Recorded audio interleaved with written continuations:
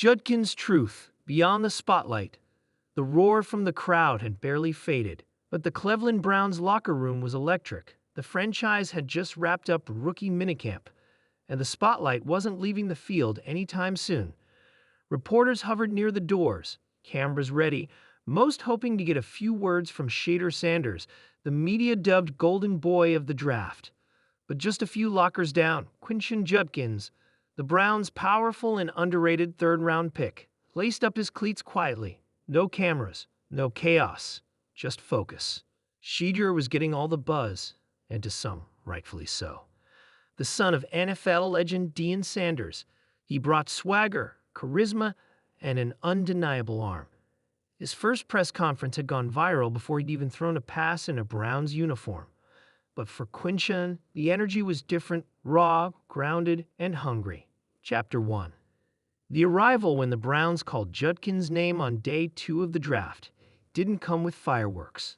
Analysts didn't debate it on every segment, and social media didn't erupt.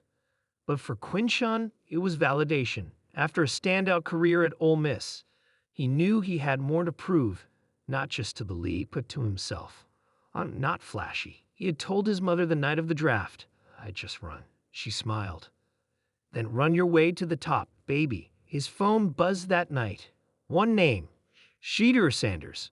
Greater than "let's shock the lead together." One goal. It was short, sincere, and exactly what Judkins needed to hear. But as OTAs progressed, the headlines told a different story. Shedeur steals the show. Browns finally found their QB. Is Shedeur the next face of Cleveland? Quinshon kept grinding. No complaints, just quiet power. Chapter 2. Off the record, it was a Thursday evening when local sports reporter Melissa Hart managed to catch Judkins alone after practice. Most of the media was huddled around Shedeur again, snapping photos and hoping for another quotable moment. But Melissa had an eye for stories beneath the surface. She approached Judkins with a cautious respect. "Got a minute?" He nodded. She tapped her recorder. "What's your take on this draft class?"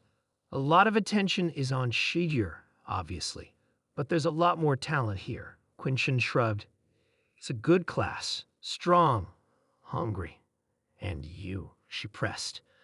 "I'm just here to run, block, catch, and win.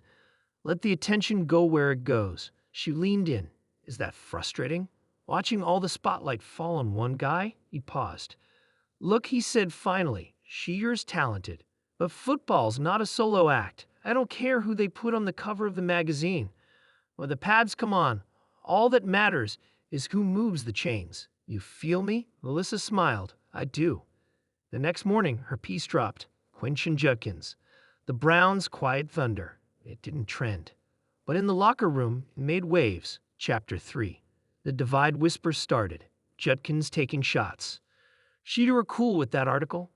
But there was no tension, not outwardly. If Shedeur had read it, he didn't show it, at least not at first. Still, the two rarely shared reps in team drills. Not for any tactical reason, it just shook out that way. Then came the joint practice with the Bengals. Shedeur was under pressure all day. The Bengals' defense read him like a playbook. By the third series, he hadn't converted a single third down. On the sideline, frustration showed. Coaches barked. Cameras rolled. Enter Judkins. On a busted run play, he turned a 2-yard gain into 20. That again. Boom. 11 yards up the middle. No celebration, no flex. Just hand the ball to the ref and jog back. The offensive coordinator, exasperated, called for a screen pass to Quinshon. The ball floated his way, and he exploded.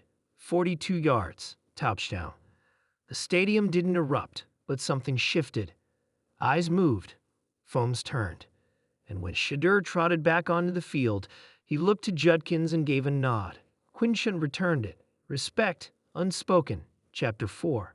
Hard truths. A week later, the Browns media team asked the rookies to film a segment called Rookie Real Talk. Judkins and Shedeur were paired together. The lights were bright. Cameras rolled.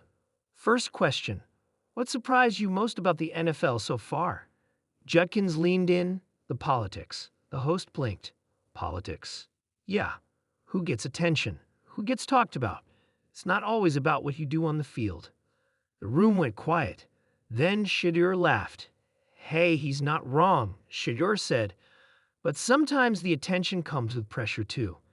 Everyone thinks I'm a lock, but let me throw 2 picks in a scrimmage. Same people calling me a bust. Judkins smirked.